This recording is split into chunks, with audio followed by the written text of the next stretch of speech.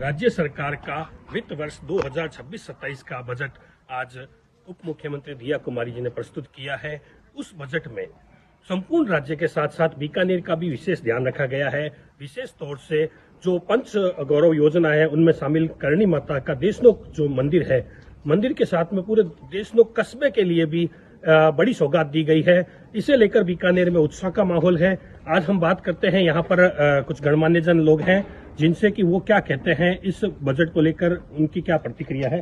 जी sir, बताइए आप सबसे पहले तो मैं आपका धन्यवाद देना चाहूंगा और धन्यवाद देना चाहूंगा साथ ही हमारे यशस्वी मुख्यमंत्री आदरणीय भजनलाल जी शर्मा का और हमारे राजस्थान के वित्त मंत्री आदरणीय दिया कुमारी जी का। तो एक शानदार बजट आज जो पेश किया गया, जिसको हम देख सकते हैं कि 2047 के विकसित भारत और विकसित राजस्थान को देखते हुए बजट को बनाया गया।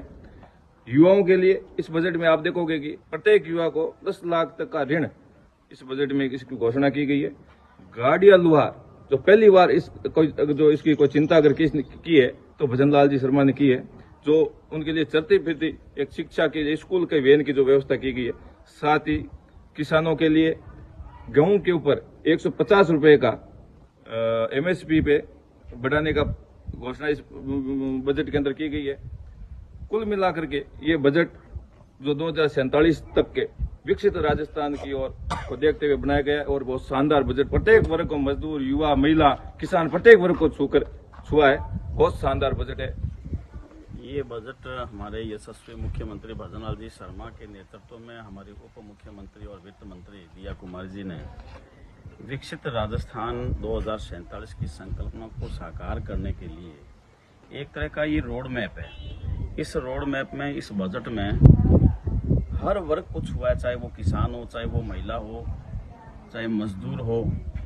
ऐसा कोई भी वर्ग या ऐसा कोई भी क्षेत्र अछूता नहीं रहा कि जिसका इसमें समावेश नहीं किया गया। युवाओं के लिए अगर हम देखें तो युवाओं के लिए इसमें बहुत कुछ दिया है। कैरियर काउंसलिंग का दो दिया है, उनके सेंटर खुलेंगे। युवाओं को उनको रोजगार के लिए जैसे स्किल सेंटर हैं और उनको ऋण उपलब्ध करवाना 10 लाख तक के। और पहली बार ऐसा हम देख रहे हैं कि जैसे सेंट्रल स्तर पर NTA है, उसी तर्ज पर RTA की स्थापना जो है, ये परीक्षा की जो भर्ती परीक्षाएं हैं उनमें एक पारदर्शिता लाने का काम करेगी। दूसरी ओर हम देखें तो अगर स्वास्थ्य संबंधी अगर देखें तो जिनकी मृत्यु हो जाती थी तो उनको जो शव था उसको मान सम्मान के साथ ले जाने का ऐसा कोई व्यवस्था थी नहीं पूर्ववर्ती सरकारों में। तो इस बार एक मोक्ष वाहिनी के नाम से एक ऐसी योजना चलाई जाएगी जो उनको सम्मान दिया जाएगा। और अस्पताल में जो मरीज भर्ती होते हैं तो उन परिजनों के लिए कोई सुविधाएं पहले नहीं थी, तो उनके लिए विश्राम गृह भी बनाए जाएंगे। तो और एक और उसमें नशा मुक्त राजस्थान करने के लिए इस बार बहुत बड़ा कदम उठाया। उसमें एक इंटीग्रेटेड सिस्टम बनाया जाएगा जिसमें पुलिस की व्यवस्था, दूसरे डिपार्टमेंट, ये सारे साथ मिलकर के राजस्थान पूरे को नशा मुक्त किया जाएगा। महिलाओं के लिए जैसे आंगनबाड़ी के केंद्र है, छोटी जो बच्चियां हैं उन बच्चियों के लिए ई-वाउचर की सुविधा, 20,000 रुपये तक का कोई भी अपना कोई इक्विपमेंट लेना चाहे तो वो भी ले सकती है। किसानों के लिए पौंड का निर्माण है, डिग्गी का निर्माण है, स्प्रिंकलर का निर्माण है। तो इस तरह के जितनी योजनाएं, कोई ऐसी योजनाएं नहीं छोड़ी और कोई ऐसा क्षेत्र नहीं छोड़ा और कोई ऐसा वर्ग नहीं छोड़ा जिसका समावेश इस बजट में नहीं किया गया। बहुत शानदार बजट इस बार पेश हुआ है। राजस्थान का जो आज बजट पेश किया गया है उसके लिए मैं माननीय मुख्यमंत्री जी भजनलाल जी शर्मा, उप मुख्यमंत्री जी दिया कुमारी जी द्वारा जो बजट पेश किया गया है वो राजस्थान का चौमुखी विकास के साथ साथ भारत को विकसित भारत 2047 के लिए भी सर्वमान्य बजट देखा जाएगा। और ये डबल इंजन सरकार जो अपन देख रहे हैं उसके अंदर इस बजट के अंदर हर क्षेत्र को छुआ गया है, चाहे वो शिक्षा का क्षेत्र हो, चाहे पर्यटन का क्षेत्र हो, चाहे किसानों का क्षेत्र हो। अपन जिस जगह भी सोचे हर जगह हर क्षेत्र के अंदर छुआ गया है। अपन जैसे देखें सिक्योरिटी के जो भी जितने भी पुराने गढ़ घेल है उन सबको पर्यटन क्षेत्र को बढ़ावा देने के लिए उन हवेलियों की तर्ज पे तैयार करवाना।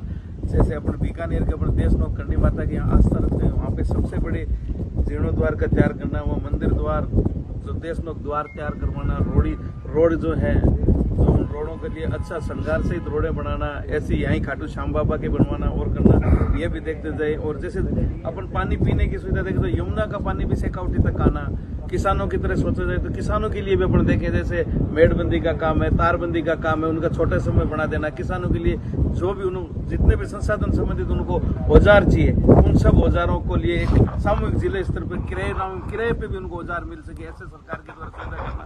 गेहूं की MSP भी 150 रुपये का प्रोत्साहन और देना किसानों के लिए भी अपन देखें। इसी तरह अपन शिक्षा के क्षेत्र में भी देखें, शिक्षा जो गाड़ियों लगा रहे हैं और इनके बच्चे जो जगह जगह घुमंतु जातियों में जो बच्चे रुक रहे हैं, उनके लिए भी एक परिवहन वहन के द्वारा वहां जा के उन सबको बच्चों को भी शिक्षा बराबर देना। शिक्षा के क्षेत्र में भी देखे जाए, चिकित्सा के क्षेत्र में देखें तो जैसे गंभीर बीमारियों की जांच हो, वो PSC CSC सेंटर पे, जैसे कैंसर है, आज के टाइम में हार्ट अटैक की जो बीमारी चल रही है, हार्ट अटैक, इन सब की गंभीर बीमारियों की PSC और CST सेंटर पे भी जांच होना। एक वर्ग को ध्यान रखते हुए, छोटा स्टूडेंट है उसके लिए ध्यान रखते हुए बड़े किसान तक हर वर्ग को ध्यान रखा गया है। एक स्टूडेंट जिसको आम फॉर्म भरने के लिए ई-मित्र जाना पड़ता है, वो सुविधा ऐसी दे देगी कि आप व्हाट्सएप पे आप फॉर्म अपना भरवा सकते हो, ऐसी सुविधा दे दी गई है। राष्ट्रीय वगैरह योजना, कहीं भी एक्सीडेंट हो जाए तो मोक्ष वाहिनी जो वाहन सरकार ने सुविधा लागू की है, उससे कहीं भी एक्सीडेंट हो गया तो आपके कहीं भी बैठे पहुंच सकता है सामान पूरा। और सड़कों के लिए पैच वर्क है, ट्यूबवेल है, किसान आम आदमी हर वर्ग को ध्यान रखते, बहुत ही सराहनीय बजट, बहुत ही शानदार बजट रहा है। हमारे यशस्वी मुख्यमंत्री भजन लाल जी के नेतृत्व में माननीय वित्त मंत्री दिया कुमार जी ने जो पेश किया है, वो इतना शानदार, सभी वर्गों को ध्यान में रख के बजट पेश किया गया है, जिसमें चाहे किसानों की बात हो, युवाओं की बात हो, महिलाओं की बात हो, सभी को इसमें बजट में कुछ न कुछ मिला है। और बहुत ही जो जन आकांक्षाओं को पूरा करने वाला बजट कह सकते हैं। तो इसमें किसानों के लिए GSS का निर्माण हुआ है और सड़क है, सड़क में 3800 करोड़ की जो विकास के लिए, सड़कों के लिए, युवाओं को ई-वाउचर के माध्यम से, जो मेधावी छात्र है उनको ई-वाउचर के माध्यम से जो सहयोग है, युवाओं को जो ब्याज मुक्त ऋण है, तो बहुत सी ऐसी योजनाएं हैं जो सरकार के विकास को दर्शाती है और जो जन आकांक्षा है उनको पूरा करती है। इस तरह से बजट को लेकर यहाँ करणी नगर में जो प्रतिक्रियाएं आई है, उससे काफी लोग आशान्वित हैं, लाभान्वित हो रहे हैं और इसे अच्छा विकास का एक प्रतीक बता रहे हैं। मैं बीकानेर से सुजस राजस्थान के लिए नरेश मारू।